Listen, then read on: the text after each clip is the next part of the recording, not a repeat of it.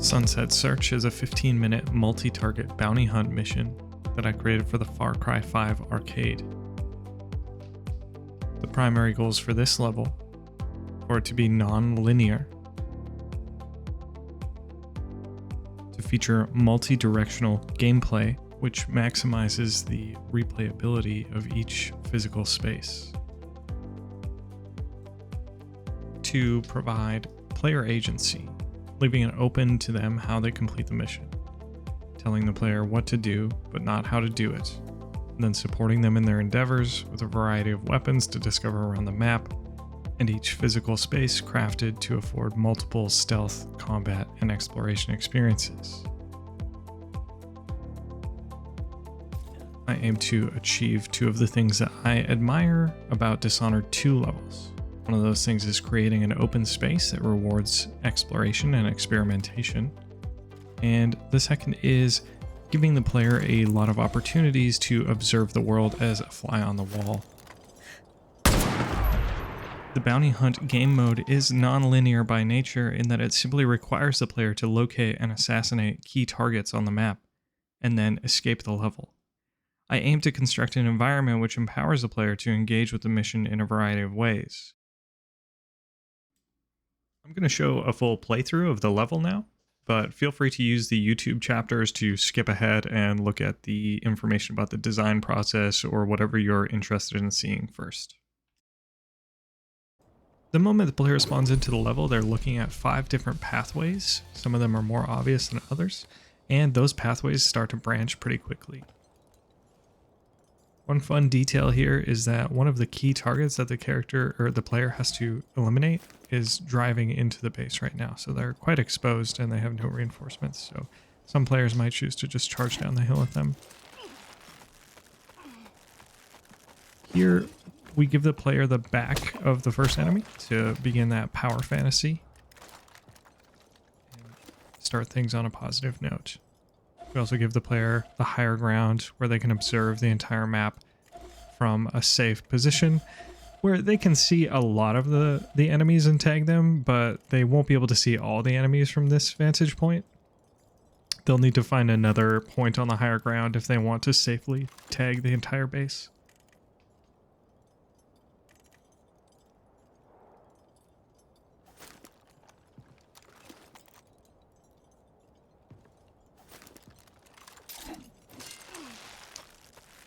Mobility and verticality and exploration were all really important to me when I was making this map. So there are a lot of grappling points. Maybe too many, but I haven't received any feedback that there's too many. I just really was inspired by games like Dishonored that allow you to really easily use mobility to get the higher ground and scout and look around at the world. So that is why I did this. So there's a bit of a reward for exploration. See if the player looks down here. There's a lantern which signals loot. And so they have found a bow. It's going to make it a lot easier to be stealthy here.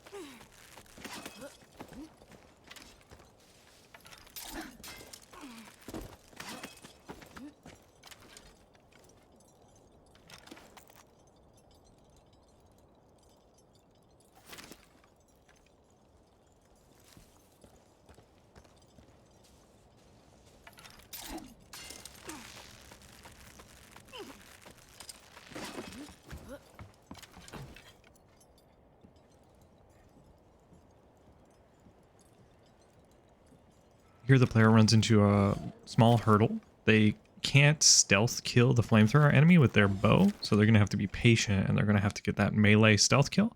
For that reason, I'm just going to fast forward this footage. So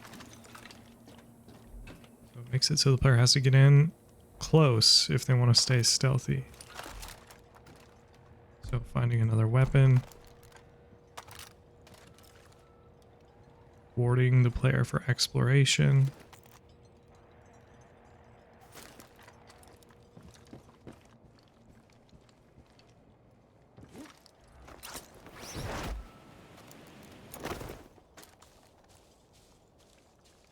did my best to make the level look pretty. It's there are limitations with the arcade editor in terms of memory. You have a limited amount of resources that you can put into the level if you still want to be able to publish it. So, you know, I'm aware that it's not AAA quality, but hopefully the layout and the gameplay are able to still shine.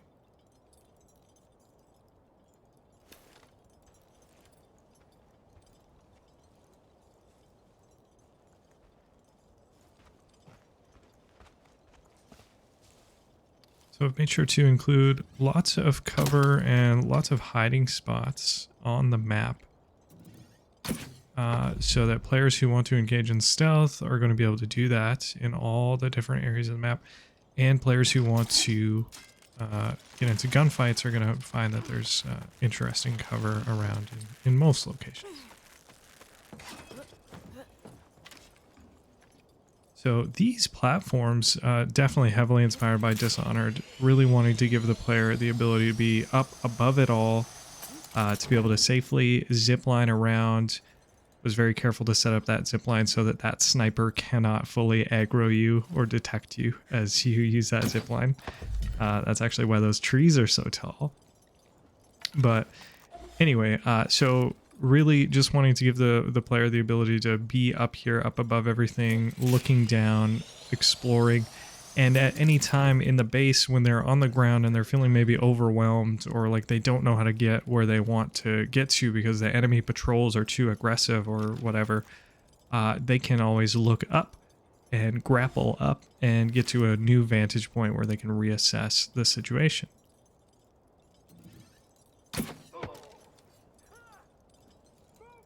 The zipline network also allows the players to pretty rapidly get around the map. So if someone plays this map more than once and they get to know the map, they can definitely leverage those things. So things have started to kind of go out of control here. The player is no longer stealth, so getting into a kind of a tight spot against a relatively difficult target enemy here. And finding that body armor is rather difficult to penetrate, even with this rifle.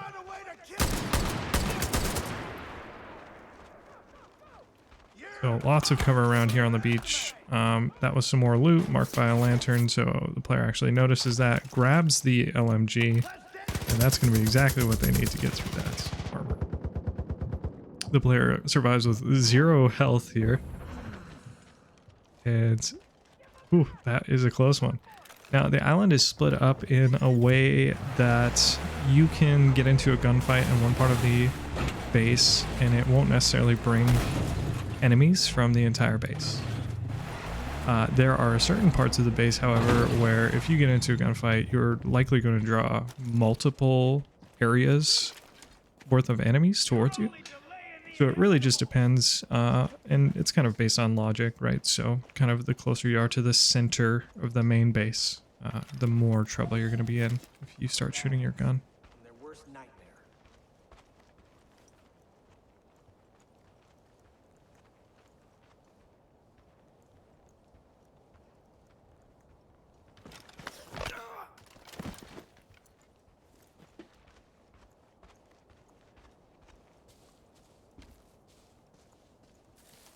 So there's a lot of things to discover on the map. Intentionally not showing a bunch of secrets in this playthrough video here, so many things to see for players, and there's even a surprise that's not going to be shown in this video where there are some prisoner NPCs in one of these buildings, and the player can actually rescue those NPCs and get them to aid them in fighting the enemies.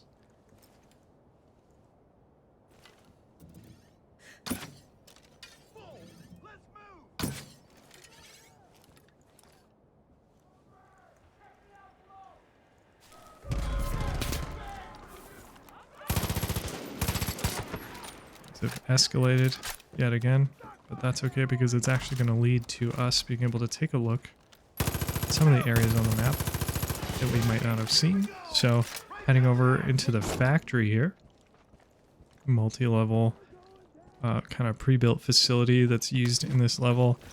that allows for a lot of fun action, a lot of different doors and things on the factories. It's makes it so the enemies are a bit harder to predict their behavior when you're inside there. So the players found this fast shotgun, though that's going to be challenging to use against that heavily armored enemy here, but just wanting to point out that this layout here was designed with stealth in mind and gunfights. This is one of my favorite areas in the level to get into a gunfight due to all the different cover options available for both the player and the enemies.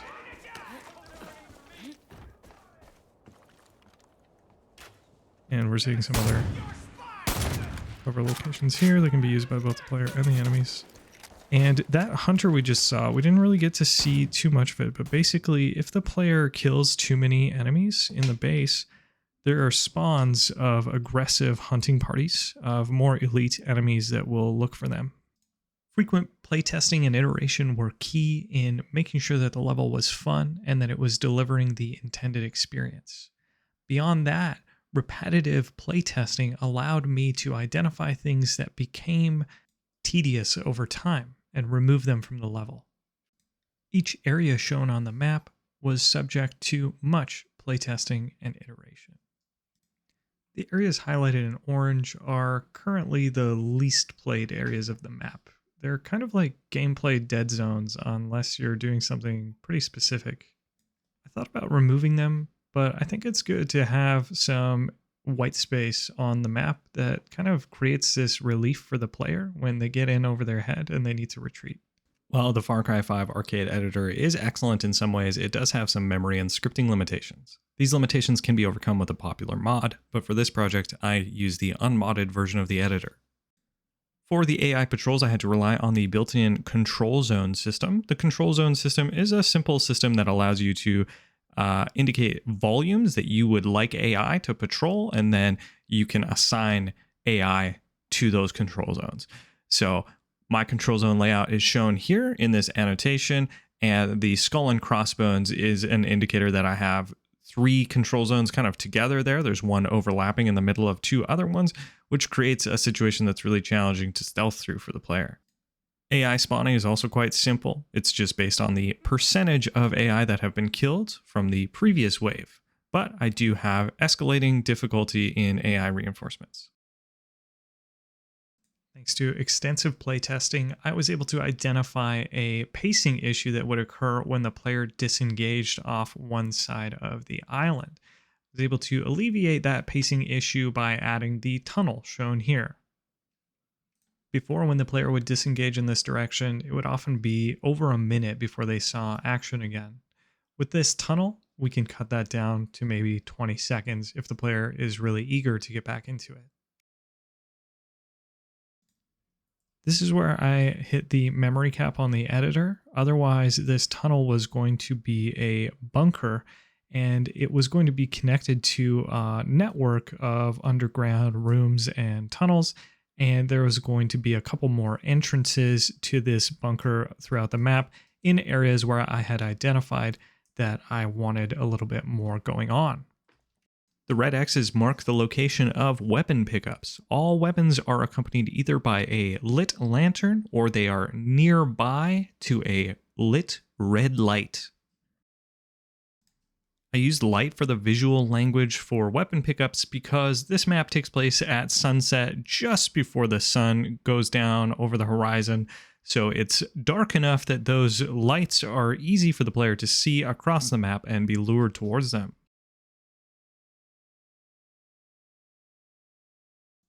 Initially, the player was only able to take a build where they had no weapons to start, and they only had the grappling hook and the parachute and the wingsuit. I did this to support the exploration side of the level. I really wanted to encourage the players to be looking around for weapons when they started. I received feedback from someone that they would rather just play the entire level with their preferred build, and it made me realize that even though forcing the player to start with no weapons forces them to engage with the exploration side of the level, it actually sabotages the level in terms of replayability, and it does take away the agency from the player in being able to choose how they want to approach the level to begin with.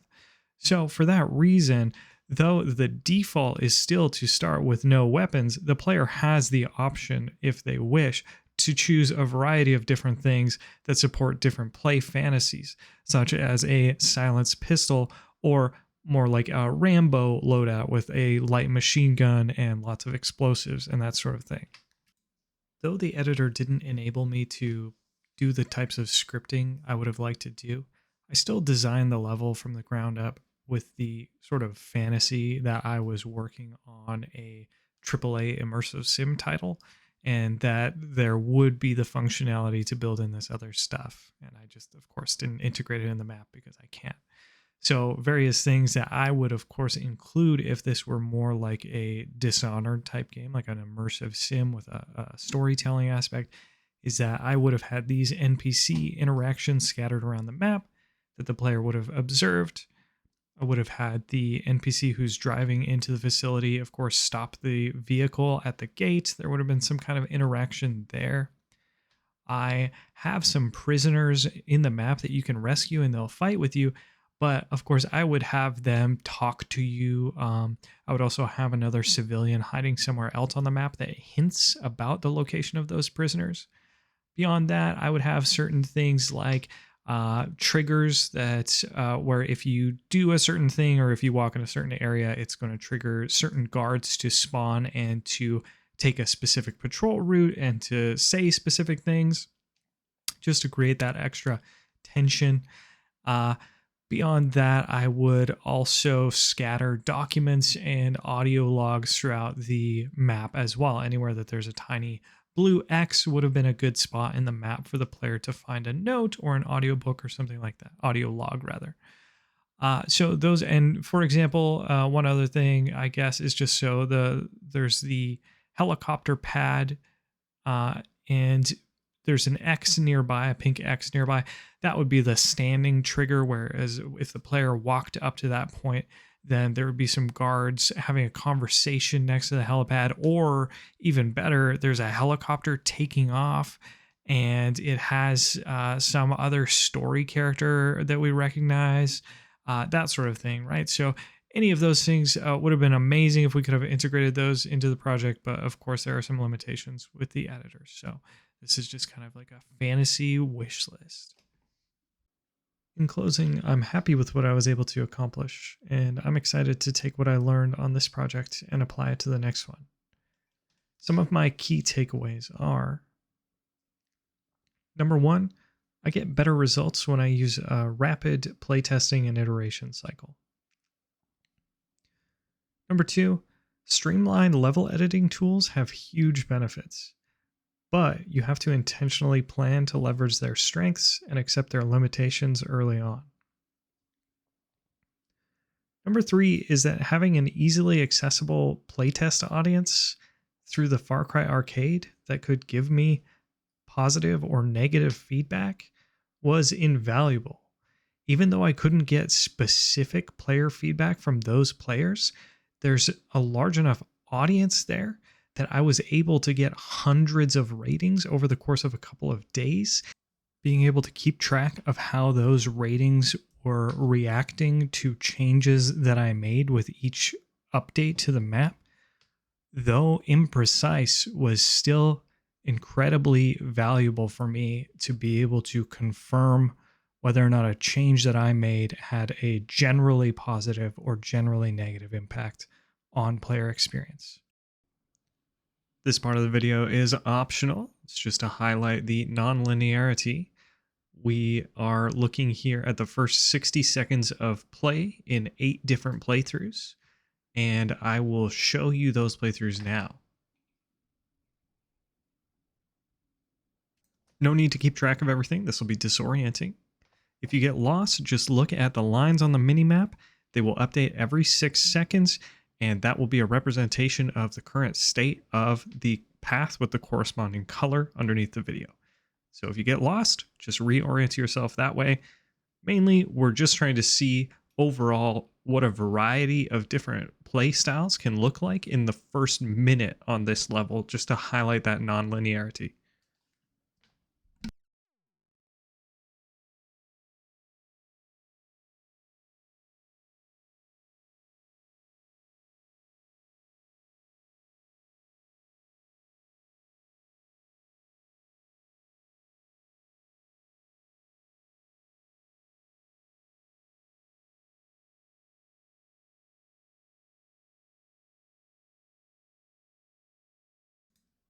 Here are rough representations of the paths you just saw on those videos. Thank you so much for watching, and if you have any suggestions for how to make the level better or how to make this video better for my portfolio, please let me know. Since recording the video, I have published 5 map updates. The summary of those updates includes that I fixed a variety of visual issues with the terrain, as well as objects such as floating objects and water. There were certain areas where water was peeking through the terrain. I integrated the actual lighting for the visual language, such as lanterns and the red lights. I made adjustments to AI aggression, patrol areas, climbing behavior, and spawns. I adjusted which weapons are available on the map to offer more variety and eliminate redundancy. I removed a scripted explosion sequence that could kill the player. I fixed ammo pairings and added armor-piercing ammo to ammo factory locations. I performed a cover audit on the entire map, and as a result, I added more cover to the beach by the main gate for players who wish to kick in the front door. I reworked the supply storage area to be more engaging and to have better cover options and better AI behavior. I added more cover to the automotive shop layout, and I added more explosive barrels around the map. I'll continue to publish small updates to fix any issues that come to my attention, but I won't be reflecting those updates in this video. Thanks for watching.